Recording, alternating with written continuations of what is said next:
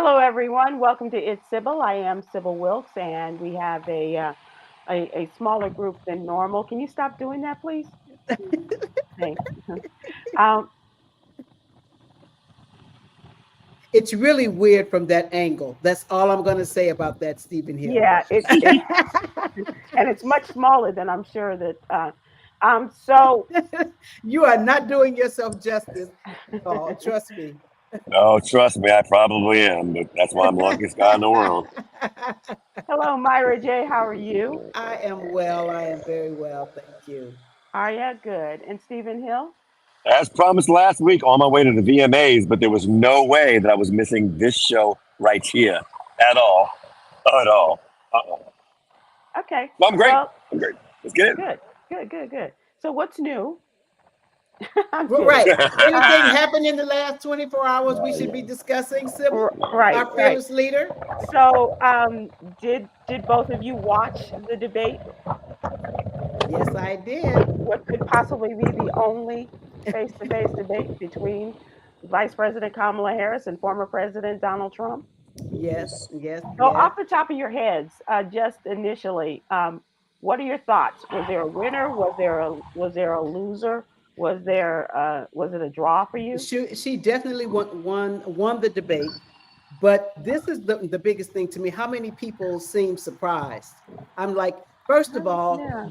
you have a man who is a narcissist, who's not very intelligent, who really doesn't have great debating skills, going against a very professional prosecutor. Right. Like, Yeah. Yep. duh. I don't So know yeah. what people were thinking, and because I don't think there was ever a question that she would win.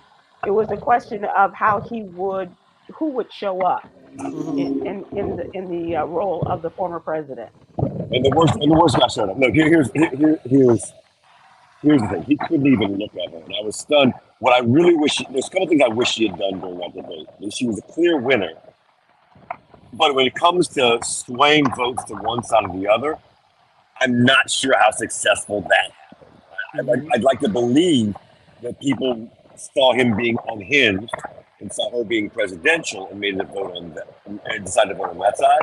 Hmm. But the challenge was, I'm gonna which it didn't happen. She didn't answer the first question forthright. Are She you just better off didn't. She today? spit it, and it bummed me out. Are you better off today? And you could have said like, "There's some who are, there's some who aren't." I'm with you. Stephen Hill, you All are. people are better I'm off. gonna. But the fact, Stephen, can you hear me? oh, sorry, I got it. So the fact, right? So the fact that she was unable to answer that question and then pivot, but pivoted immediately, really disturbed me. Like she had an opportunity at the and if that question had been buried later in the show, that might have worked. But later in the debate, but to be asked a direct yes or no question and then completely ignore the question at the beginning, I thought went against what her goals might have been. Mhm. Well, that's Again, interesting. she won the debate. Won the debate clearly.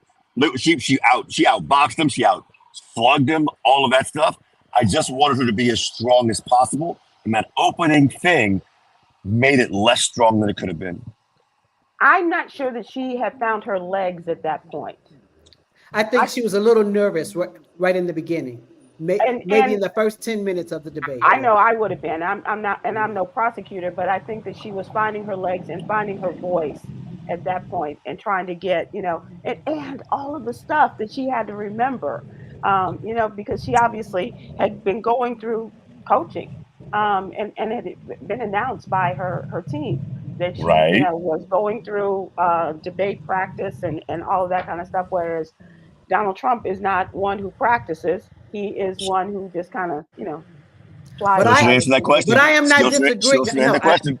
I Still should answer that I am question. not Whatever. I You am not I, know. I, disagreeing I'm not with disagreeing you. with you. I'm No. just saying, from my perspective, and perhaps Myra agrees with this. Yeah. Just Yeah. saying that I think that she was not finding her legs. But I also think that within the next 6 weeks, she will have many opportunities to answer that question directly. Because it will Uh, be asked again, yeah, yeah. and But I'm part of sure it's that. being ready. Part of it's being ready on the debate stage. That's part of what the debate stage is for. Like you've got to and be clear.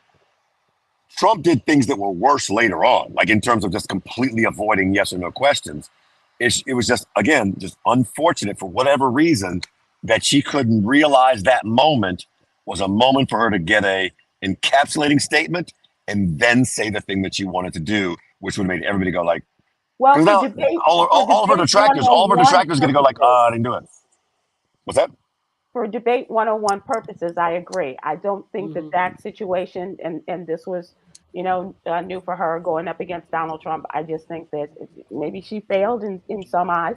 I don't think she failed as far as I was concerned. I just think that she was getting set and getting where she, felt more comfortable. Myra, what about you?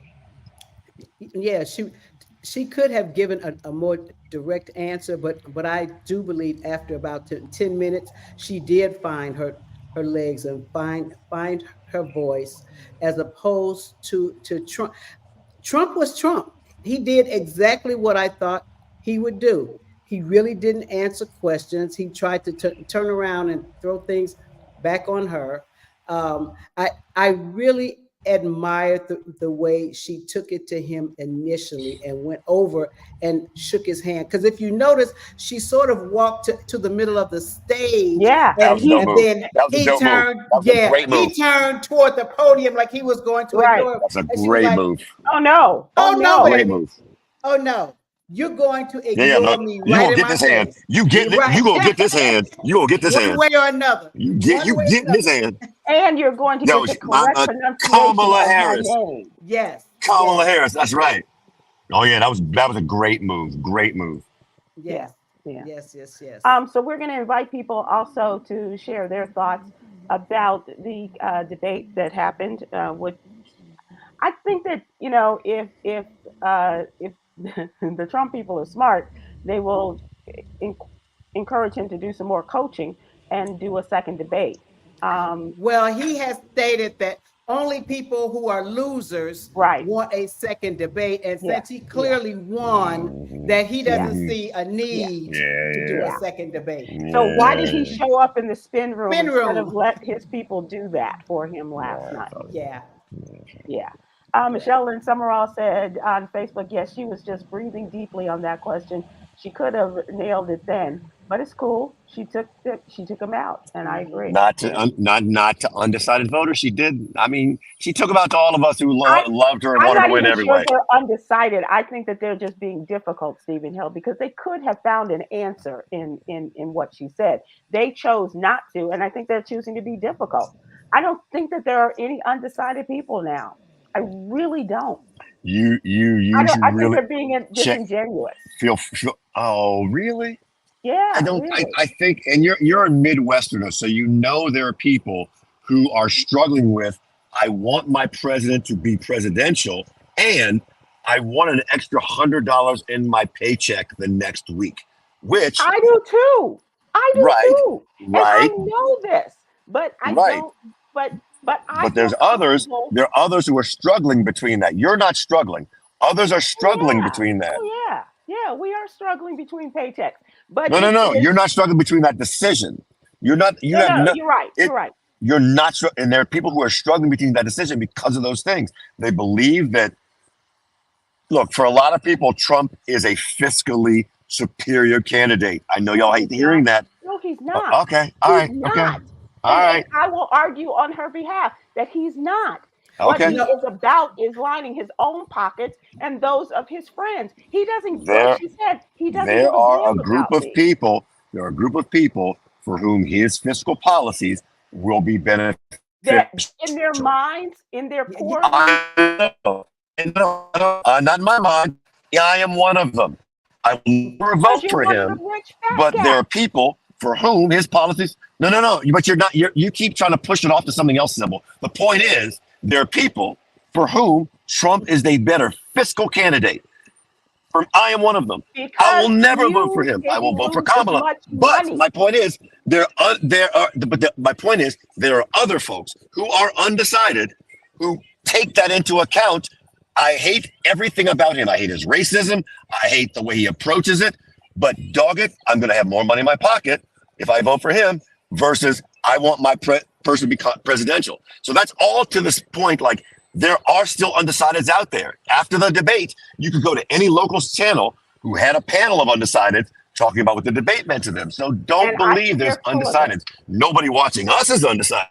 I think that they're Nobody full of watching it. us is undecided, I but they're think that they're undecideds. liars and they're disingenuous if they say they haven't made up their mind. Myra?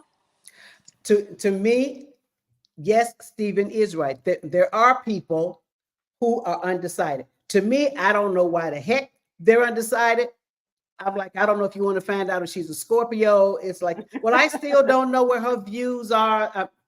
And I am totally confused with that because I want to ask these other people, how much did you know about previous presidents when you made your mind up? Right. Or is it just because here's this Black woman that you have a problem pronouncing her name that you're like, I don't know, we've never had a Kamala before. So, yeah. I think they're looking for other things, Myra. I agree. And I think that if they say they are waiting for the answers, exactly. Thank you, Ruth Demirin, DTM on Facebook. If you're rich, yes.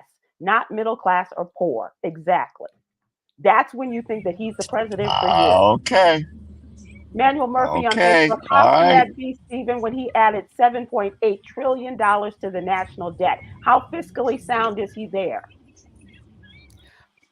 I'm sorry. I didn't say I did not say he was fiscally sound. I didn't say he was fiscally sound. I said his policies will put money in some people's pockets. That's what I said. And take them out of the government. It will definitely make the rich richer. No, it will make the rich richer, but I don't think many people read the fine print. To be honest, I agree with you. People do not read the fine print, and they do not understand how they will be affected in the long run if this, and I'm gonna pull a Kamala, this man. I shall return. I shall return in seconds. Okay. Now we can have a decent conversation. If you all want to join in here, we have a couple of more minutes on this particular topic. I disagree. I think as one who has never been served by Donald Trump physically or financially or fiscally, I think that he does not mean any good for poor people. Poor people have no place in his whatsoever. Life. The way he's done his businesses, the way he has conducted business with people at his hotels, all of these things that he has done, where he has hired and fired people, he's never done well by the small guy, the little guy. He never has, and he never will. What I'm saying is that there are some people who don't understand that. Dave Chappelle did a joke years ago, and he said he was in line to vote, and there was a white guy in front of him and said, Trump gonna do a whole lot for us. And he said, well, Trump may do something for me because I'm rich. Right. And it was as simple as that. He didn't say he was voting for Trump, but he was basically saying he does stuff for rich people. Right. I agree. Teresa Davis on YouTube. I like what Anderson Cooper said. She totally emasculated him and turned around and discombobulated him. Yep. Molly is that okay? But as the voice is that the right thing that people that we want to vote for Kamala? Was that the right thing? Do people want to see that? Right? And Kamala's got the thinnest lineup ever. Right? I think worse than Barack Obama in terms of, well, I can't offend too much because I want to be seen as emasculating because I need men to vote for me, but I can't be weak because I still want men to vote for me. So the emasculation, I get it. She tore him one, and every time she did it, I was like, is this right for the overall goal of having her elected? Yes, it is. All we care about is, will enough people, can she get enough people to come off the couch or not vote for Trump? But I think it's mostly off the couch. Myra? Yes, it is. And I really don't want, because she is a woman, once again, I have to walk this fine line because I don't want to offend a man. Put your big boy pants on and deal with it, because he's not going to be gentle with her because Right. she's He a wouldn't be woman. just. Well, right, but it's not about Okay, it's not about we gotta wrap this because okay. Yolanda's It's not about going. Trump though. It's about the men in Pennsylvania and Wisconsin and Arizona. I don't care if Trump feels emasculated, but if they feel like we don't want to now, Kelly, if it were a male, they want a president who's a ball buster. Challenge is, can they accept a woman who's a ball buster? Not a black woman. It No. takes a very evolved man to do that. And I'm not saying I don't think there's a lot of evolved men in the United States of America. All right, let's move to our next section here. And we've had a number of losses over the last week or so. And Myra this morning notified about the death of your friend Frankie Beverly, Oh, a particular favorite of yours, mhm. and Stephen Hill, as well as earlier this week James Earl Jones. We talked about that on the show, and people have had an opportunity to express their thoughts about him.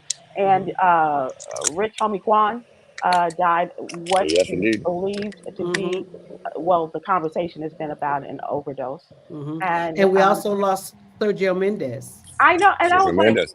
oh, okay, but Really. for some people that was that was a loss.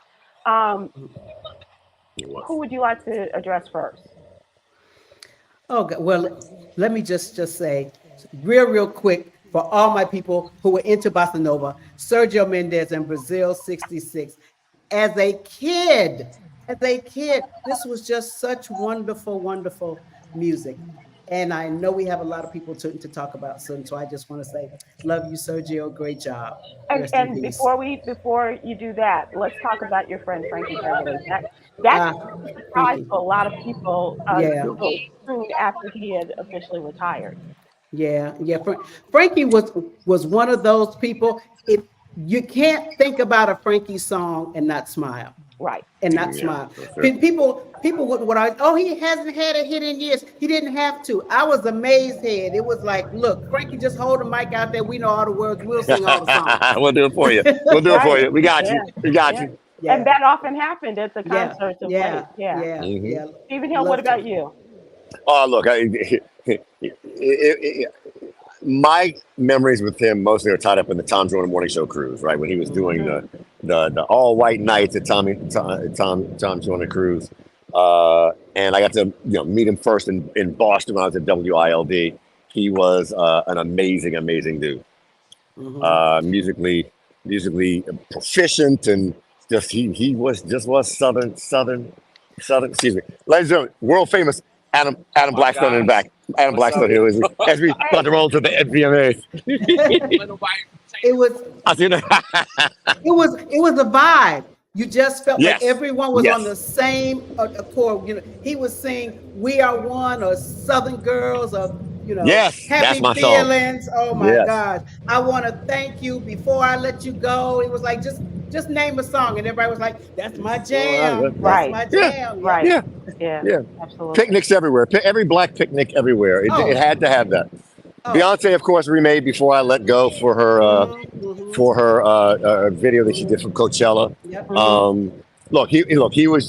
He embodied post civil rights soul music more than anyone else, Wow. in my Mm-hmm. opinion. Right? You get a whole bunch of people beforehand, James Brown, Wilson Pickett, Otis Redding, but post civil rights soul music was Mm-hmm. all out of the mouth of Frankie Beverly. To me, And, I and never heard it described like they that. had a connection to Marvin Gaye, because didn't Marvin Gaye name them, right? Mays? I I think think that's right. so. I think that's the Yeah. correct answer. Yeah. I think that's the Yes, correct answer. yes, he So, did. regarding the Frankie part of his name, he was on the Joyner show one morning with us, and I asked him. I said, "How did because his name is Howard?" And Hmm. so, how did you go from Howard Beverly to Frankie Beverly? He said Frankie Lyman was his favorite singer. I knew that. Yeah, I had a and feeling that was it. yeah, Yeah. and I said, "Well, it's a good thing that Fats Domino wasn't. That would have just been a whole different show." That's Beverly. Yeah. Yeah. So Stephen Hill, any Yes. thoughts about James Earl Jones? Oh, look, come Before we on. move you? For anybody who ever did any kind of voice work and has any kind of baritone, like he was the North Star. He was all the stars. As an actor, he's non-paralleled in his years from how to drop the atomic bomb. What was the first movie he was in? The with how I I survived the atomic bomb or something like yeah. that, all the way through. Look, I mean, his work stands on its own, and of course, how many times have I tried to say, "Luke, I am your father"? You know, it's just everybody trying You to were imitate saying him. that, and I was saying, this is CNN. There you go. Right, Everybody has their own. just Yeah. he is he will never be duplicated, and his loss is he's a great one. Yeah. But often imitated. Now, often imitated. Yeah. I don't know why you would say that, Sybil. I don't know who. Stephen Hill, I know we're about to lose you, and you probably walked more than you rode to the VMAs. It feels that way. It feels that way, my friend. Anybody else you want to send off with a goodbye or a memory? No, thank Lithonia, Georgia, for coming out for Ashante Moore this past weekend. It was the coolest thing. There were like a few people from China who actually made their way to that show. So wow. Momo.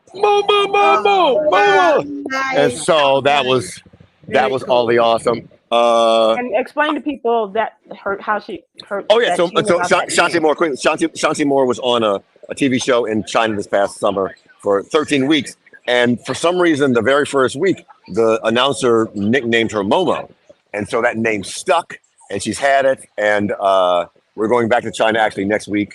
I'm looking forward to that. But they couldn't wait, so they came to you. They couldn't wait. They came to her, and it's going to be funny because we're going to go see Mariah Carey. Mariah Carey's doing 2 shows in China. We're going to hang out with her, do that, and then Shanti has her own show. When I saw Usher last night, I got to admit, I saw the debate. I saw the debate on tape delay because I was like, there's nothing I'm going to do that changes the debate live. So I'll watch the tape delay after. See the Usher show if it comes to your town. See the Usher show. He's just the best one out there doing it. Like we used to have these conversations 20 years ago, and then I'll shut up. 20 years ago, like who's going to be in stadiums 20 years from now? And thankfully, I think people called Usher. People understood what it was there, his catalog, and it just 2 hours wasn't enough for the show. Good for you. Good for you. Myra, do you have any thoughts about James Earl Jones, seeing him on stage? Or Oh my gosh, I actually loved him. I want to say he was in the River Niger with Cecily Tyson. About that. Yeah. So he did stage, he did TV, his movies, and the movie Claudine. Yeah. Back in the day of the quote unquote black exploitation films, and some of them we may kind of cringe at now, but Claudine still to me was Still works. Not only a great movie but a great soundtrack. And so he was just one of the ones you always looked up to and respected so much. That's awesome. To the culture. Stephen Hill, enjoy the VMAs. Are you calling any awards tonight? I'm figuring I will be taking home the award for Video of the Year. Okay, good luck to you. Thank you very much. Good luck to you. I'm hoping between now and the end of the show I can actually make the video, submit it, have it be nominated. But bygones, like logistics. Anybody can, you can. But no pressure. Next week. Right. Have a great week, y'all. Have fun. Okay, bye-bye. See ya. So Myra, I woke up in the middle of, well, it wasn't the middle of the night. It was probably about 5 o'clock in the morning and got a text about Frankie Beverly. And I hate to share news like that via text. But I thought about you guys and you and Jay especially, and wanted to for you all to kind of be on the lookout for, confirmation. It had not been confirmed at that point. So I sent that, and then went on with my day. We do our news updates and things like that. And this afternoon, as I was working on the newsletter, for some reason I was just drawn to check my Instagram, and got word that my friend Tina McElroy Ansa, the author, had passed away. And that's when everything just kind of came down on me. It hit me with a ferocity that I was not prepared for. But, other people are like, oh, I'm sorry. Oh, that's so bad. Oh.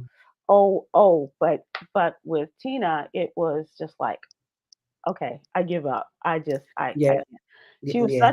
she was as talented as she was nice. Mm, And you mm, don't say that about a lot of people, you know what I mhm, mean?